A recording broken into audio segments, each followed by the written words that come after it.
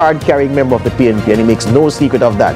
But he says he couldn't allow Marissa Dalrymple-Philibert to get a free run at the seat in South Trelawney, and he says he's answering the call of the people who've asked him for representation, and he says he can do a better job. You've listened to him, you've heard about his story, you know Marissa Dalrymple's story, you know what she brings to the table. It's up to you to make that decision on November 22, dependent on what your instinct tells you about which candidate is best placed or better placed to deliver the things you want to see happen in South Trelawney. It's a decision that you'll have to make. We've given Lloyd the platform to make his own case, and it's up to you from now based on what you've heard from him. I want to thank you for journeying here from all the way from Trelawney, sir.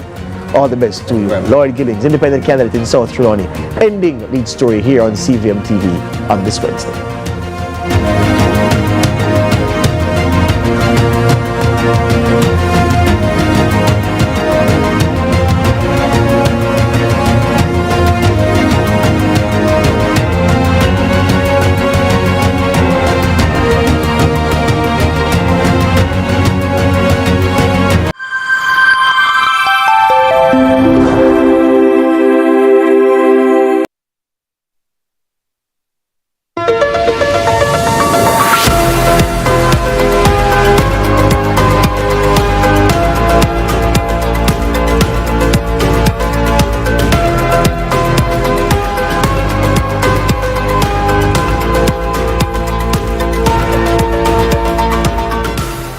It's Thursday, November 14, 2024. This is CVM News at noon. I'm Ramon Gordon.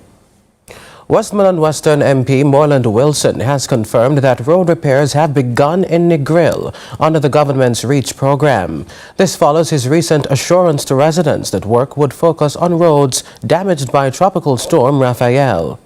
As we say in Jamaica, the REACH. So the REACH program is here in Negril. We have a patching program going on the boulevard.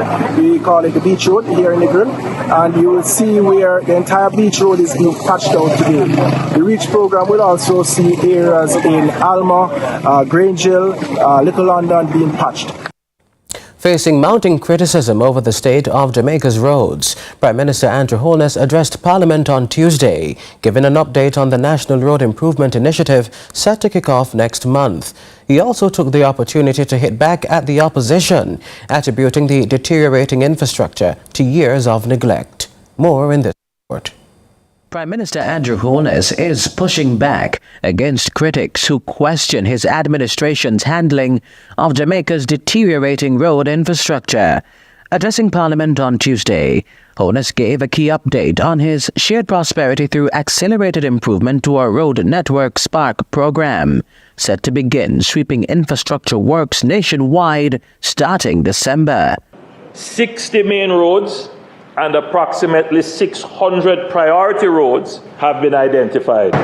For all the Jamaicans who are very frustrated about their roads, we hear you. But the real cause is that Jamaica's infrastructure has aged without any systematic investment in the maintenance of the infrastructure. It wasn't done because you did not elect governments that could create the proper economic management of the resources of the country. Responding to recent protests, Holness acknowledged frustrations. However, he took pointed aim at the opposition, calling out what he perceives as decades of neglect. It's one thing to come and make a political point about roads. It is another thing to be able to do something about it. We have seen politicians come and pontificate and make promises about roads. Pothole-free by 2003. Mr. Speaker, we are here in 2024, and the people who made that promise then are the same people who are coming now to complain. Why did they make Jamaica pothole-free in 2003? The Prime Minister's SPARK program, fully funded by the government, is set to become one of the country's most significant road improvement projects, second in cost, only to the Southern Coastal Highway project. The opposition's spokesperson on Transport and Works remains unimpressed, citing deflections and lingering questions. The Prime Minister came here with a lot of vim and vigor to hold others accountable for the failure of his own administration. The Prime Minister has announced that the spark will start the middle of December. We still have not heard which contractor has the contract been awarded to. The debate comes as Tropical Storm Rafael recently wreaked havoc on at least 58 roads nationwide, especially in St. Catherine, where severe flooding and landslides blocked key routes. Preliminary damage estimates are around $647 million, with $311 million set aside for urgent repairs. Ramon. Minister of Culture, Entertainment, Gender and Sports, Olivia Babsy-Grange, announced the launch of an insurance plan for registered entertainers and creatives. The Jamaica Entertainers and Creatives Insurance Plan will cover over 4,400 members in the e-registry. It's the result of a partnership between the ministry and Guardian Group following a survey highlighting the need for insurance. Minister Grange hopes the plan will address essential life and death matters. There are some basic things that are available that you don't know about. Estate planning. There's hardly a funeral that I have assisted with in the industry that there is not controversy within the family. Because there was no planning. We're all going one day. But there was no planning, so families end up quarreling with each other and having issues. We can provide that service to help you, to make sure that you have a will. Because you're going to go, every single one of you in this room will go one day. So just prepare the will. A team of doctors and researchers is advancing efforts to improve outcomes for women with preterm pregnancies, bringing new hope for mothers and babies. Consultant neonatologist Dr. Gillian Lewis shared on Sunrise that the group is focused on addressing challenges linked to preterm births. So we are a multidisciplinary group of neonatologists, neonatal nurses, former preterm graduates who have come together to improve the quality of care that's delivered to our preterm infants. We do this in a number of ways. We do this through education. We host an annual symposium, and we'll be doing so on the 30th of November, which focuses on issues related to prematurity. Right. Additionally, we're currently working with the obstetric and neonatal teams at UHWI to develop and execute a golden hour quality improvement initiative. Right. Commissioner of Police Dr. Kevin Blake delivered a stirring speech at the graduation ceremony of the second cohort of inspectors for the Jamaica Constabulary Force recently, emphasizing the vital role they will play in shaping the future of law enforcement in the country. Graduates, the JCF's transformation is grounded on three main pillars: our people, our quality, well learned. The program you have completed is a vital part of this vision, specifically focusing on the people pillar. This is a crucial time for the JCF, especially in relation to our commitment to our people, to their growth, to their empowerment, and to the preparation that is needed to meet the demands of modern policing. The training and development of individuals stepping into leadership roles like this cannot be overstated. Policing is much more than enforcing pieces of legislation. It is about navigating human behavior, understanding the complexities of the social dynamics, and dealing with the unexpected. We must prepare ourselves for this challenge, and we must do so deliberately and meticulously. We cannot leave anything to chance, ladies and gentlemen. It's time for a quick break. More after this.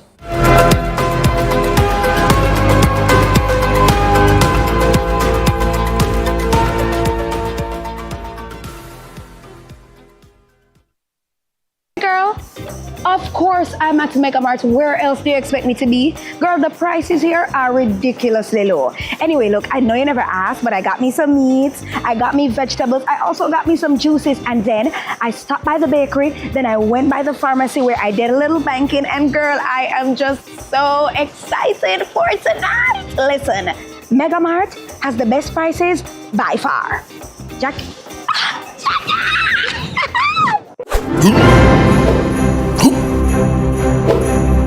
Merry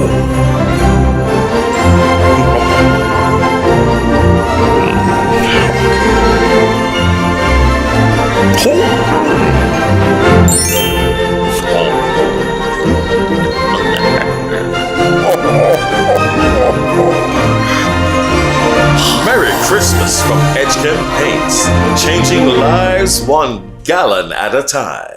Our days get a little complex sometimes. Often so many things make sense, yet so many do not. We are being intentional about giving prominence to the big stories in order to clarify and enlighten. Lead Story explains who, what, when, where, why, and how. Lead Story with George Davis, weekdays at 6:30 p.m. on CVM TV. What's your story? What's your sign? Who dreamers? Don't care what other people say. We're doing this in our own way. We come alive. We come alive. We come alive.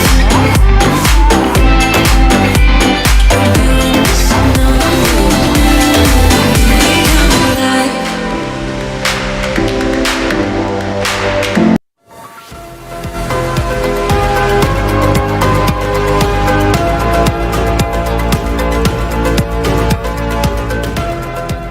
Welcome back. You're watching CVM News at noon. In regional news, Antigua and Barbuda's government has renewed its call for Sandals hotel chain to leave its country over alleged disagreements with paying of taxes. Joining us to speak on the matter is Deputy Director of News and Current Affairs at the Antigua and Barbuda Broadcasting Service, Ursel Charles. Mr. Charles, thank you so much for joining us. You're very welcome. You're welcome. Paint the pictures for our viewers back home. What is happening on the ground in Antigua between the government and Sandals?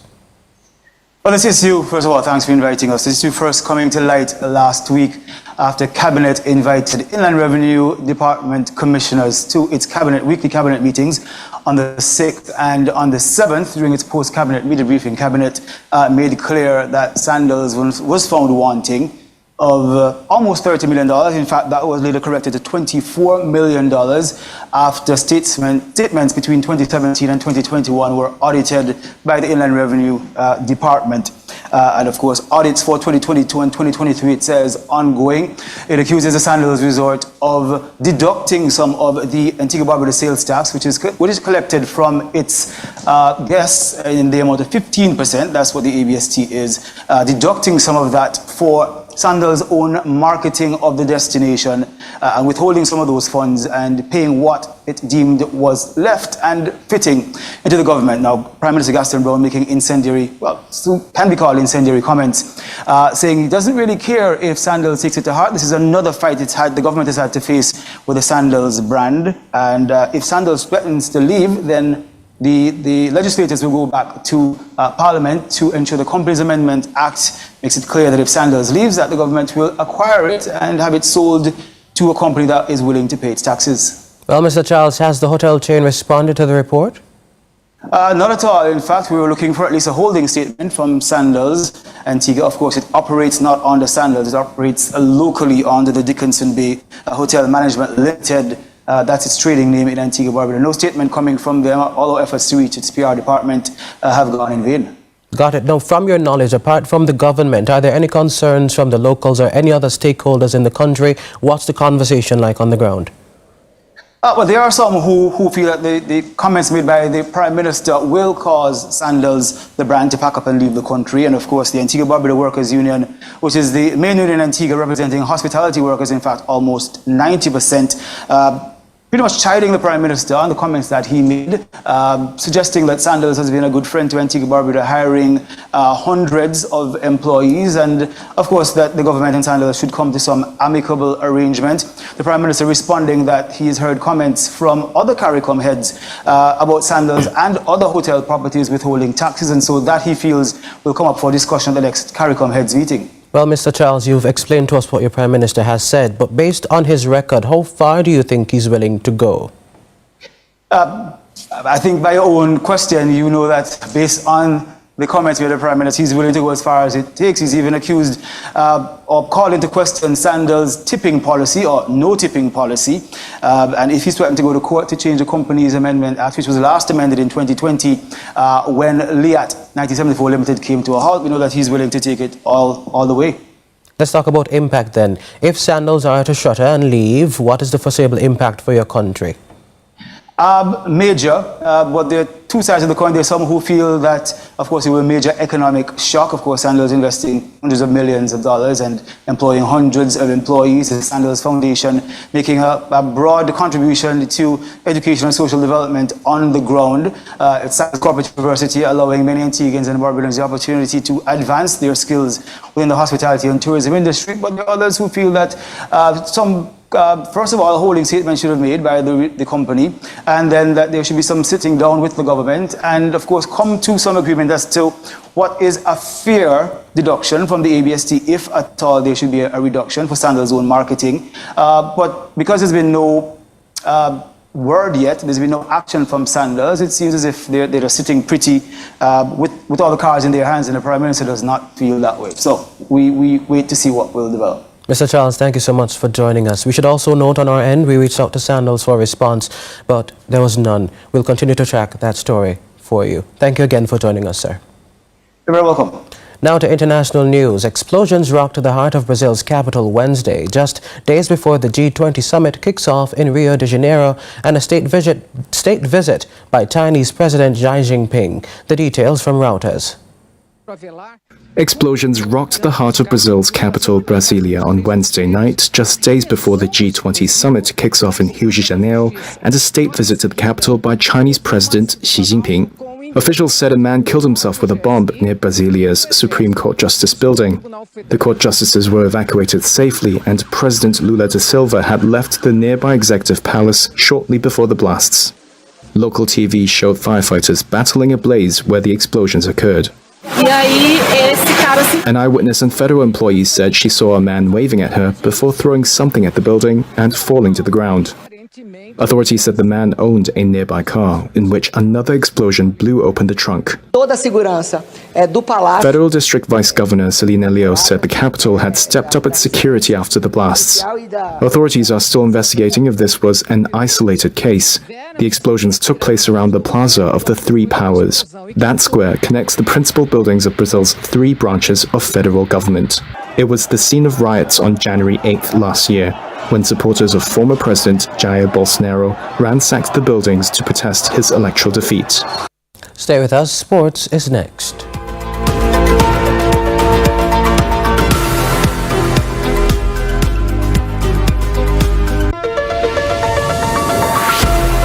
Recycling partners of Jamaica. Yeah, we got to make a change, and we have to do it now, can't wait for later. We put plastic in its place, and we all can agree that will be safer than in the gullies and in the drains. Recycling partners of Jamaica. We put plastic in its place, yeah, the place of it clean. PET, the top of the ethylene. HDPE, buckle up, we get screen. Baby to granny, everybody roping. Yeah, we got to go green, you know what I mean. See the sign from the bin, if we drop it in, true car window you fling, that another thing. And we don't want no garbage in this game. No, we handle it up, bug them are not the same. So listen up, Jamaica, I'm saying it's time to make a change. Recycling partners of Jamaica. We put plastic in its place, and we all can agree that will be safer than in the gullies in the heavy rains. Recycling partners of Jamaica. We put plastic in its place. AnyBet is Jamaica's premier company for in-person or online betting in Jamaica, with more than 40 locations nationwide. Enjoy more games, more bets, and more winnings at anybet.com, with access to the widest range of products to place your bets, including football, cricket, dog racing, and a host of exciting instant games that offer some of the best odds available. Chances are there's an AnyBet location near you. Must be 18 years and older. AnyBet, your best bet.